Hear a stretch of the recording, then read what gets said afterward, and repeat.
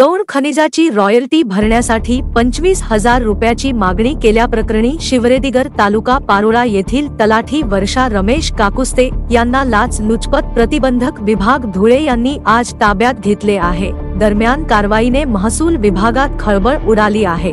पारोळा तालुक्यातील मौजे शिवरेदिगर येथील रहिवाशी तक्रारदाराचा वीटभट्टीचा व्यवसाय आहे। वीट उत्पादनासाठी त्यांना मातीची आवश्यकता असते। यामुळे मातीची वाहतूक करण्याकरता त्यांनी तलाठी वर्षा काकुस्ते यांची भेट घेऊन गौण खनिजाची रॉयल्टी भरण्याकरता तक्रारदार यांच्याकडून 25,000 रुपये जमा करून घेतले। त्यानंतर तक्रारदाराने गौण खनिज परवानाची चौकशी करण्यासाठी तलाठी वर्षा काकुस्ते यांची 12 डिसेंबर 2023 ला भेट घेतली। यावेळी त्यांनी तक्रारदाराकडे यापूर्वी दिलेल्या पैशाची पावती देता त्या व्यतिरिक्त 25,000ची मागणी केली होती।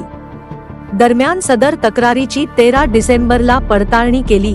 पडताळणी दरम्यान तलाठी वर्षा काकुस्ते यांनी तलाठी कार्यालय शिवरेदिगर येथे त्याच दिवशी पुन्हा पारोळा येथील शासकीय निवासस्थानी तक्रारदार यांच्याकडे 25,000 रुपये लाचेची मागणी करत सदर रक्कम स्वीकारण्याचे मान्य केले।